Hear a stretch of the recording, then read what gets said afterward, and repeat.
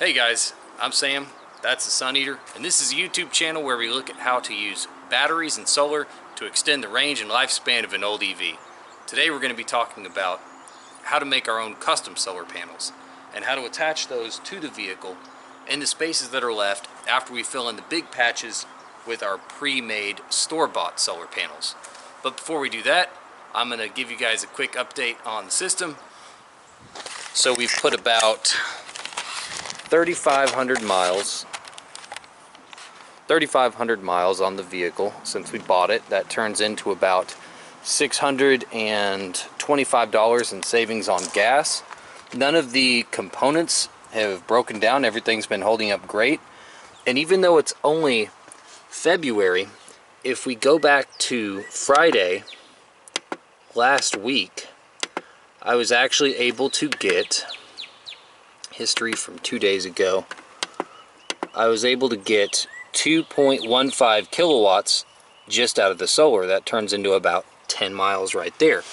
If we add that on to the 4.5 kilowatt hours that we can pull out of our batteries to get a little over 6, that turns into somewhere around 25 to 30 miles of additional range, which is getting very close to that challenge that I set for myself at the end of my video EV charging, portable EV charging station that I did last year. At the end of that video, I kind of threw the gauntlet down at my own feet and said that I was pretty sure I'd be able to push the system to where it'll do 30 miles of additional range in one day. And since it's only February turning into March right now, we're only at about 60% of the solar we're going to be seeing in June and July. You get about 60% of the maximum solar power you can get at this time of year. As the days get longer and the sunlight gets more direct, you hit that peak right around June and July of about 100%. So if we're getting around 10 miles a day now, in July that should turn into about 15 miles a day, 15 to 17 miles a day, just from the solar, just with what we have now. If we're able to figure out a method, which is what we're going to talk about today, of how to flush in these remaining spaces with solar panels and kind of paint a photovoltaic skin over all the little pieces of vehicle surface that are left, we might be able to take that to add another 5 miles a day onto that 15 mile a day figure and be getting about 20 miles a day just from the solar in June and July, which would be pretty cool. Okay, so now on to the topic of the day. How can we use these individual solar cells to charge our electric vehicle? Well, our electrical vehicle right now is actually charging off of the 12-volt lithium batteries that we have in the back, and the solar panels charge those up. But in order to charge the 12-volt battery bank, you have to generate about 18 volts, which is what all of these panels do. The big ones on the roof rack, this little one right here, they all make about 18 volts. These individual solar cells make 0.6 volts each. But when you line them up together, you can get that number up to the 16 to 18 volt range that you need to charge the batteries that are running the car charger. I threw together a bunch of these, 27 of these cells, just to make sure that I could actually build a solar panel on my own that would charge my batteries that are running the car charger. I'll try and show a clip of that here. Okay, here's power coming into the system from one custom panel that I made. You can see it's about 56 watts there. I covered up the panels on the roof of the car and unplugged the little 50-watt panel on the hood, so we know that all that power is coming from the one custom-made panel there on the windshield. Now our challenge is, can we break up that big shape into pieces and put them there on the hood, where you see those blank spots on the hood, or just underneath the front of the roof rack there, and fit all those solar cells on the vehicle in those blank spots. Okay, so you can see that even on a cloudy day like today, it's not an ideal solar day. We were able to generate power using our own homemade solar panel. The challenge is not making the panels themselves. We can do that. even if we have to break them up into little strings of, 6 cells here, 7 cells there. we can do that and just wire them together. That's not a problem. The issue is mounting them on the vehicle and encapsulating them in such a way, coating them with a material where they'll stand the test of time. We can't have moisture getting in there. It'll corrode these the electronics inside the cell. It's got to be protected from the elements. And that's the real challenge, is protecting these solar cells from the elements. Now there's about a million different techniques we could try out as far as things, materials we can use that are going to encapsulate these cells, laminate them to the vehicle, and give you a nice, clean, zero profile solar skin that's going to go over the vehicle and protect it from the elements. I don't know what materials out there are going to work best for this.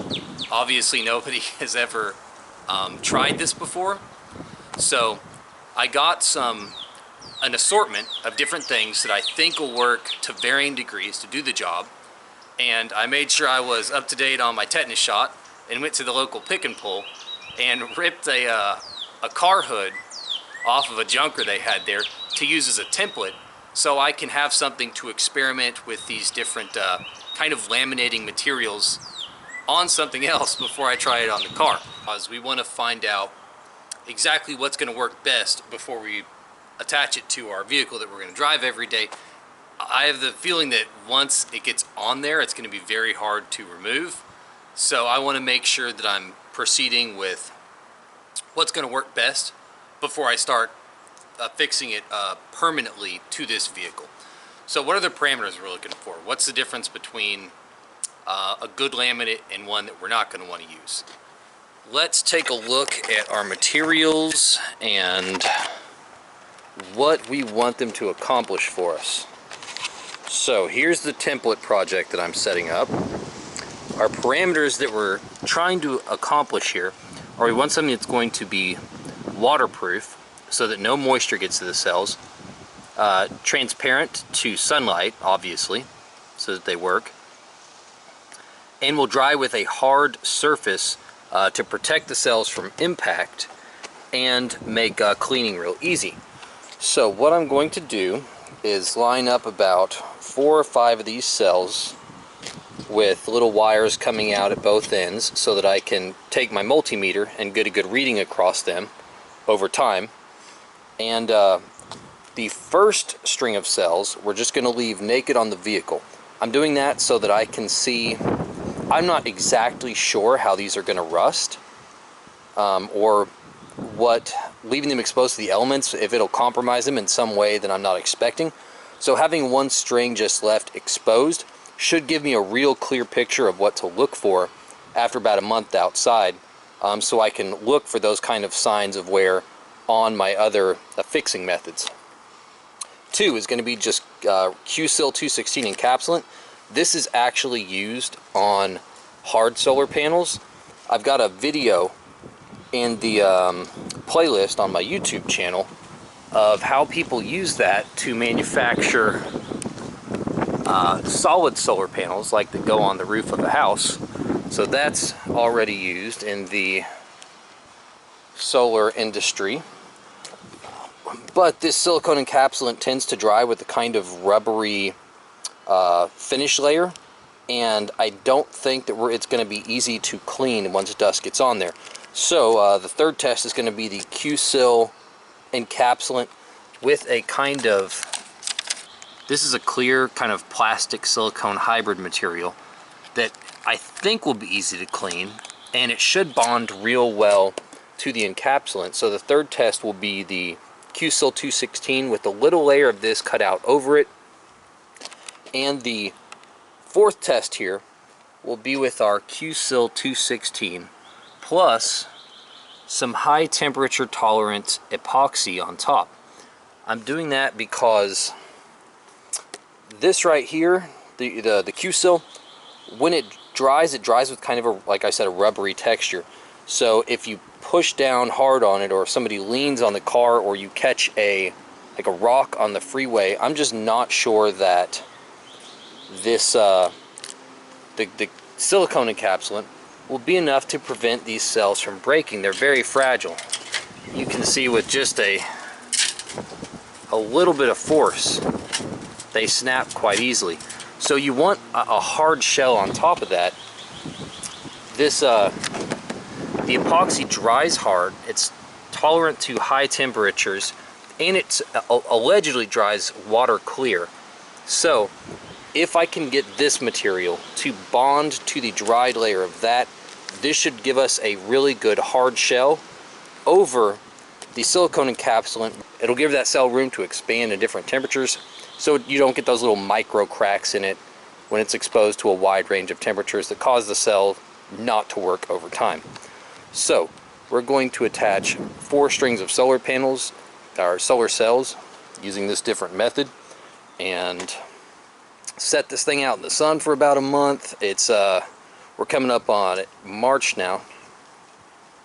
We're coming up on March, so it's a great month to expose it to a lot of rain and some good high temperatures. And we're going to go back a month from now and look at how our cells stood up using these different encapsulating methods, and that'll give us a real good idea of how to proceed on our solar car. The process of actually making the panels can seem a little intimidating, but it's actually very simple. I had a buddy of mine who had never used a soldering iron before help me out to make that big panel that you saw in the first shot, and he picked it up pretty quickly. They have the signage of the panels is marked. You can see a little negative sign right there and a little positive sign right there, and you just make sure that you're stacking the panels up positive to negative, and that'll add their voltages across the entire string of them. And you just dab a little solder on the ends, and you get the little bracket piece that connects them. Put a little space in between it.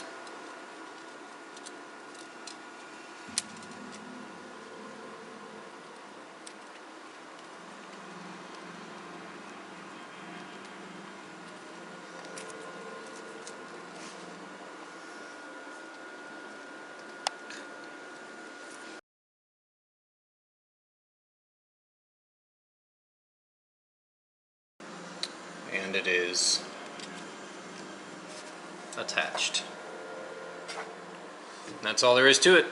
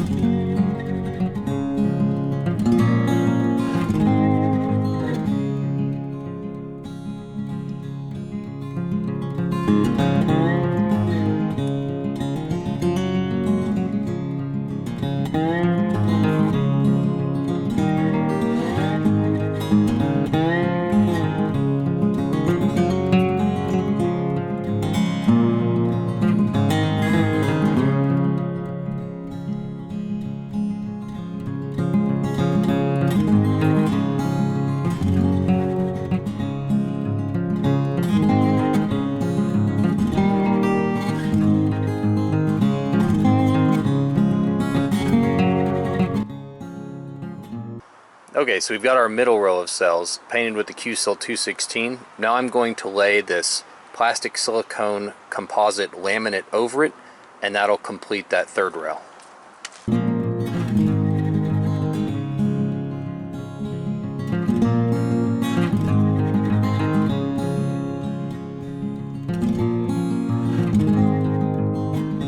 Okay, getting the air bubbles out was a little tricky, but after it all gets done, we've got that layer of the Q-Cell encapsulant underneath it, and that laminate forms a pretty nice, smooth, glossy cover all over that strip of solar panels.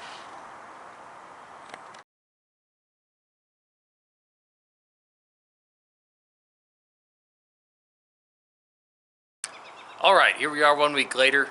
I started this project last Sunday afternoon and was trying to finish it all up in one afternoon, but I just couldn't get the encapsulants to dry fast enough. So I let it cure for a week, and we're going to go back and look at what worked the the good news and bad news about trying to use this method to build solar panels. So the bad news first. Even though this silicone is supposed to have a 4-hour cure time, I guess that requires it to be at temperatures above about 65 degrees to cure. Even after sitting here for a week, you can see we've still got encapsulant that's just not completely cured. So it looks like this project will have to be done during later in the year when it's warmer outside, so that we can get this encapsulant to cure well. The other thing I didn't really like, once again, this may be just because I'm attempting to do this when it's a little cooler outside. It's about 60 degrees today, but you can see how it has a tendency to kind of flow all over the workspace. Even though it's a high viscosity, because it took so long to cure, it flows all over your workspace. That's not an issue when we're doing it on the template. If I were trying to attach strings of panels like this on the car in locations like there, and there, I can see the tendency of this encapsulant to kind of flow all over the workspace, to be a real nuisance. That may be a lot less of an issue when it's warmer outside. I don't know. It's one of those things I may have to repeat this experiment again in the summer. And if this encapsulant cures a lot faster, it could solve all of these problems so far. Okay, last problem I had. I did not check the individual voltages of these solar cells. When I pulled them out of the box, I just kind of strung them together and built these rows real quick. And now that I'm taking my multimeter to them, I'm seeing different voltages across the ends of these. So I think I've got a couple of these cells that are way off. Here, I'll test the voltages across these leads and show you guys on the multimeter so you can see how big of a voltage swing we're getting on these. On this string we're getting 2.16 volts.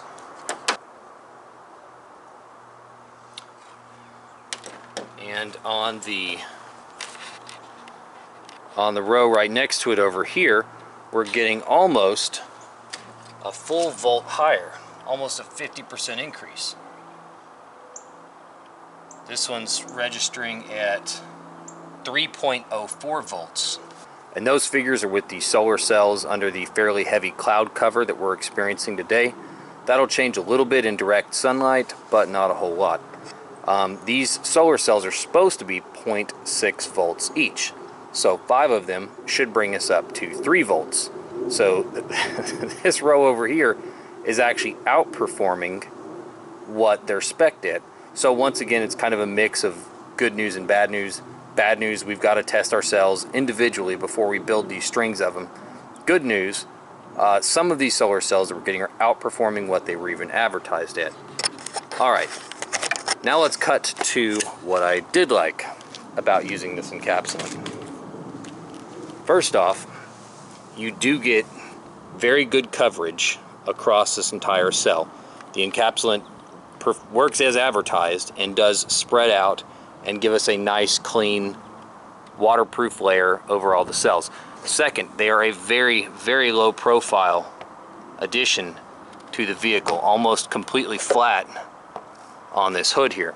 And the cells are pretty much weightless, so we can use these to add power to the vehicle without adding any weight or drag, which is what I was going for. I also liked the aesthetics of them.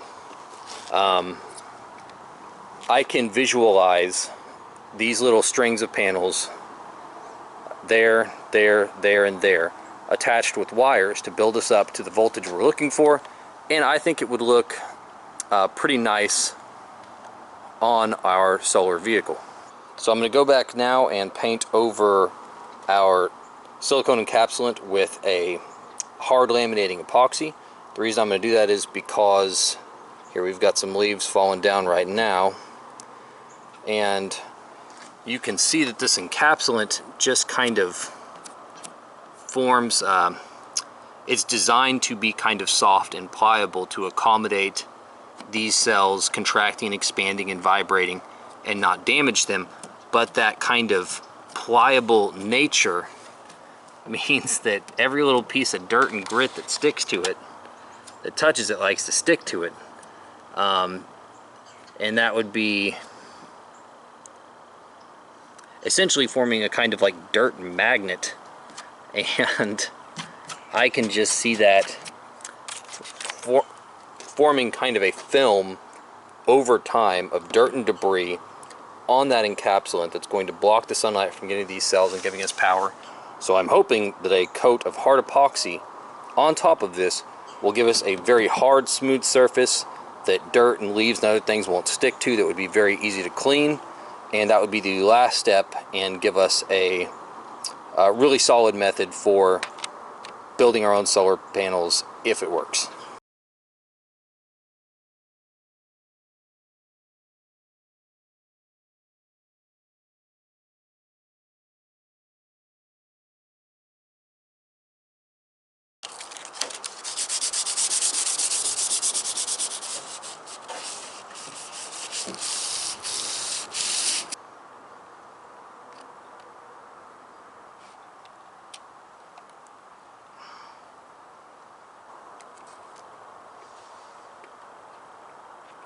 Okay, I got the clear epoxy on there and gave it 24 hours to dry, and just like the Q-Sil, where the manufacturer said it was going to take 4 to 6 hours to dry, which was approximately the same cure time that was listed for the epoxy, it actually wound up taking about probably 10 hours before it was really fully cured.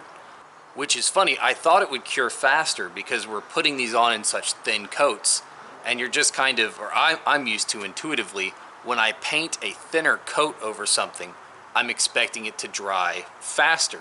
If I'm globbing on big thick globs of paint or glue, then I'm expecting it to take a lot longer to dry when there's a thicker layer. But something kind of funny happened. I walked back by, after my Q-Sil, the silicone encapsulant, took days to fully cure. I walked by that bowl that I had mixed it up in that had probably 1.5 inches of standing Q-Sil in it, and I thought for sure that would still be liquid if the thin coat on the car hadn't dried, but inside of that little bowl that I mixed it up in, this stuff actually cured perfectly. It's not wet at all. It's exactly how it's supposed to be. So it actually cured faster when there was a larger mass of it, which is really weird and counterintuitive. I don't have any ideas to why it would cure faster when there's a thicker amount of it. I guess I'll reach out and contact the manufacturer and brush up on my chemical science a little bit. But the the exact same phenomenon happened with our clear epoxy. The very thin layer that we put on the vehicle took 10 hours to dry, but this the container that's still probably got 1.5 inches of it that I mixed it in cured within 4 hours, just like they said it would. And it was actually a very exothermic reaction. When I picked this thing up, it was warm, almost hot to the touch. So I don't know why it's curing faster when it's in a thick coat, but when you paint a real thin coat on something, it cures slower. I'll have to figure that out.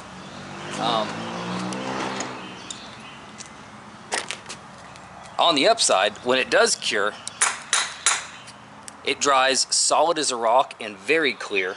If I put this over the little note that I wrote myself on the car hood, even though this is a 2-inch thick layer of clear coat, you can see crystal clear through there. I took voltage readings across my leads again after this cure coat dried, and I still got the same voltage I did before, so it's not absorbing any sunlight that's hitting it. That's perfect. And unlike the Q-Sil that you can just like push your fingers down on and apply a little bit of pressure and roll, and it kind of comes right off that car hood, which is obviously not going to work for us, this clear coat epoxy is perfect. It is clear, it is hard, and it is definitely not coming off. You'd have to come through with the hammer and chisel to knock that thing off. One thing that happened that we're gonna have to figure out is there was some kind, when I applied the epoxy, it went on smooth and it looked like a glass surface. But then after sitting there for an hour, 2 hours, 3 hours, more and more of these little bubbles kept rising up through the epoxy. I don't know if that's because it was applied in a thin coat or because there's some kind of weird chemical reaction going on in between the silicone encapsulant and the clear coat epoxy. But ultimately, we have a surface that when dirt and debris gets on there,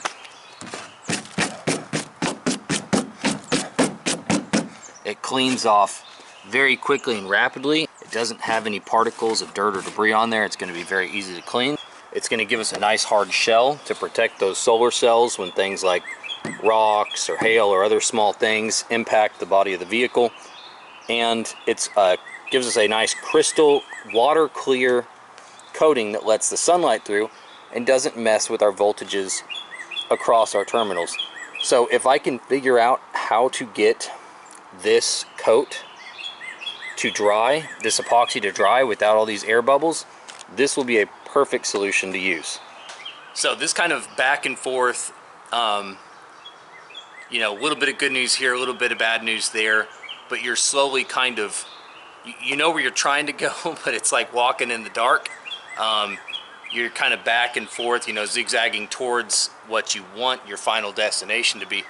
That's to be expected because no one's ever really tried to adhere these cells to a vehicle in exactly this manner. So there's going to be a lot of experimentation, a lot of guess and check, and kind of slowly meandering our way towards something that'll work real well. So you guys probably understand now that what we're looking for here. We're looking for something that'll give us a hard protective coating, preferably with a malleable encapsulant underneath that, so those cells can expand and contract a little bit as they get hot and cold. And we're looking for something that's going to be clear and let the sunlight through. But you may be wondering, how do we turn these little strings of solar cells into actual mileage in our vehicle? I've already pointed out some of the locations where I can see a string like that going. Something like right there, right there. I think there's room for at least probably 15 to 20 of these on the space of the front of the vehicle. And if we need to, we've got another good surface right there that faces the sunlight at about the same angle as all these surfaces, so that would work. But how do we turn that into power that goes into those batteries in the back of the vehicle that run the car charger? Well, I'm going to show you how we can link these together to change the puny little 2 volts, 2 to 3, 3.3 volts that these things are generating into a higher voltage that can be used to tie into those existing solar lines on the vehicle and power those batteries in the back. So we've taken the positive terminal of this string of cells right here and connected it to the negative terminal of this string of cells and done that twice more, so that this is the new effective positive lead for all of these cells, and that's the negative lead. You guys remember how from earlier in the episode we were only getting voltages of about, at best, 3 volts and change, 3.3 across any one of these strings of cells. Let's test it across both leads, across the ends of the strings now, and see what kind of voltage we get. From 3.3 volts up to 11.79, 11.8 right there. So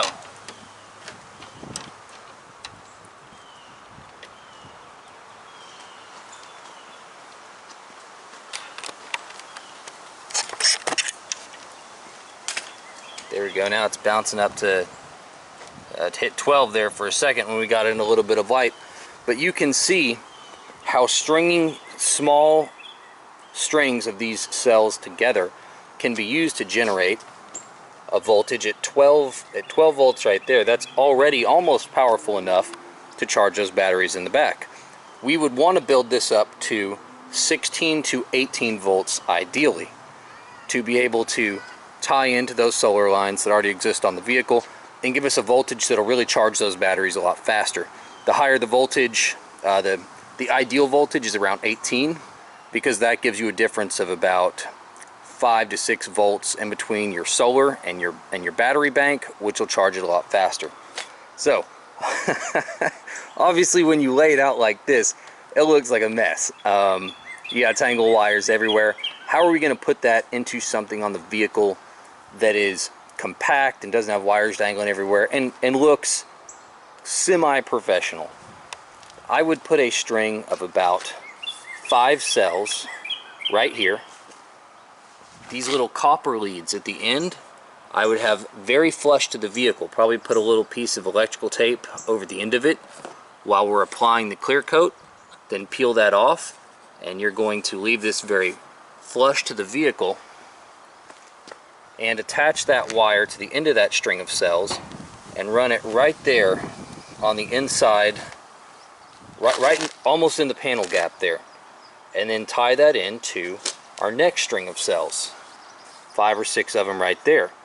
Once again, have that little copper lead at the end of the string of the cells, be as flush to the vehicle as possible, and tie another wire on that would run down to a string of 4 or 5 cells right there. And using that method of just tying those things together, we build up until we get about 18 volts, and our last lead would run to one of these MC4 connectors. We can attach one of those parts that allows us to run 2 lines into 1 line, and that, using that method right there, we can tie our custom-made panels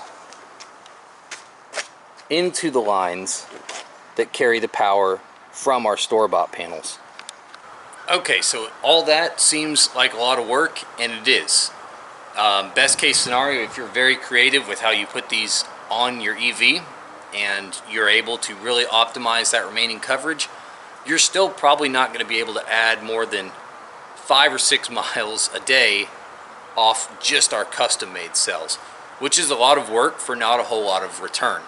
This is like the final step if you want to get every watt of power possible out of your on-car solar system. This is the final step. This is like the highest hanging fruit on the tree.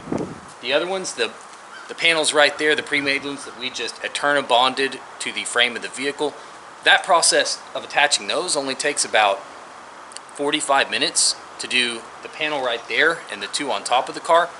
That takes 45 minutes. Building the roof rack and adding those 300 watts of panels on top, that can be done in a day.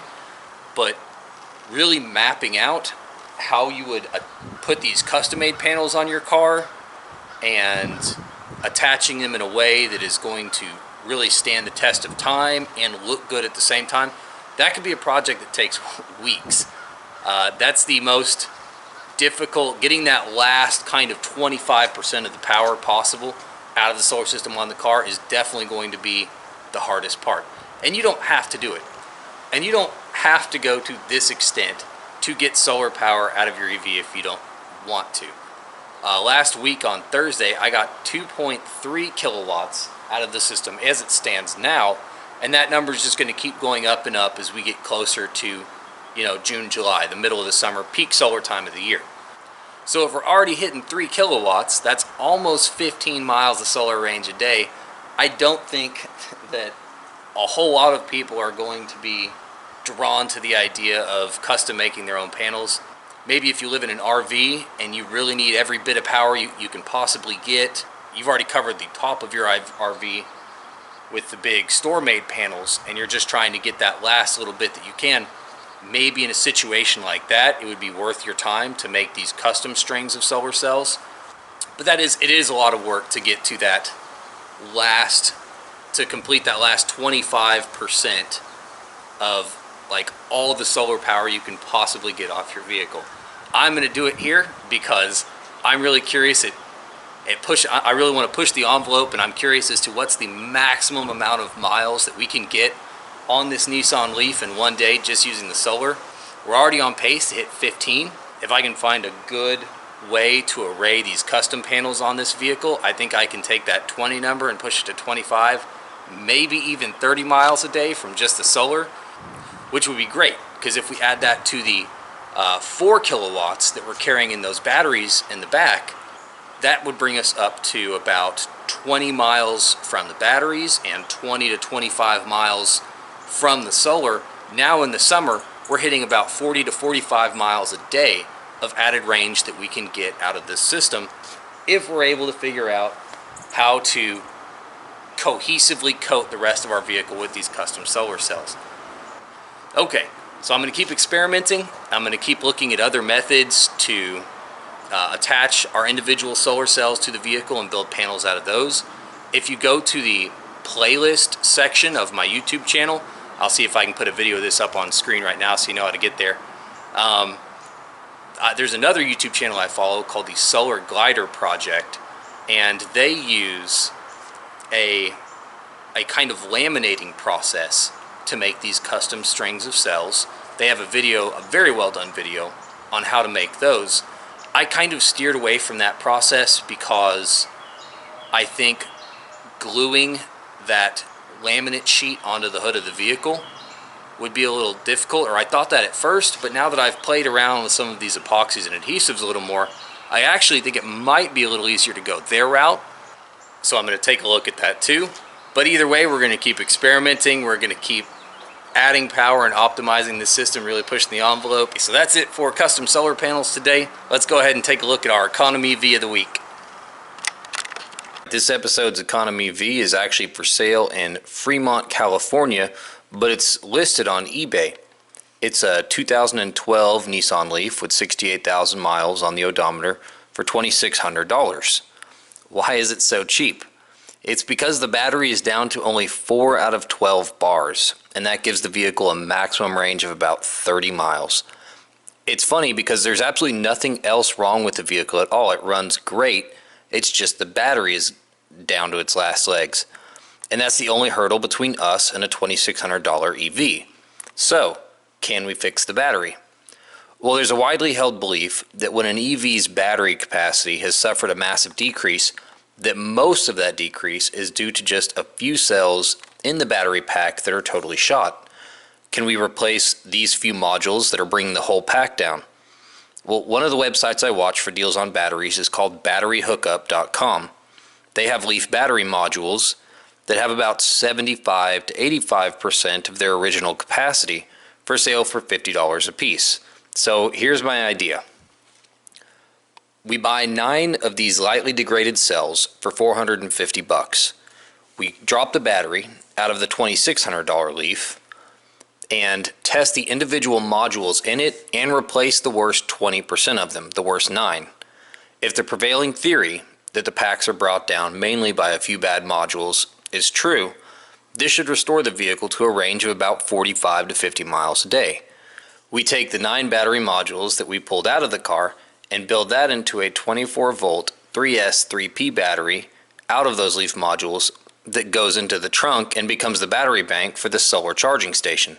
Since you're only up to about $3,050 for the car and the extra modules, you'd have plenty of budget left to buy solar panels and inverter and keep the whole build cost under $5,000. It would be a couple of days work for sure, but it would be one heck of a deal if it worked. Hopefully this YouTube channel will keep growing, and someday I'll have the means to test whether or not a rebuild like this would actually work and give us a viable car afterwards. Alright, that's it for today's episode. Thank you guys for supporting the channel. I hope you learned something new today. We're getting pretty close to that 1,000 subscriber mark, which is awesome. I'll be able to afford to do a lot more R&D experiments like this one today if I can get YouTube's advertisers to foot some of the bill. I will be at the Earth Expo April 24th to the 26th, so you guys can come check out me in the car then if you are in the Dallas-Fort Worth area. And check me out on Patreon. You can see some ideas I have for upcoming projects or videos that I want to do.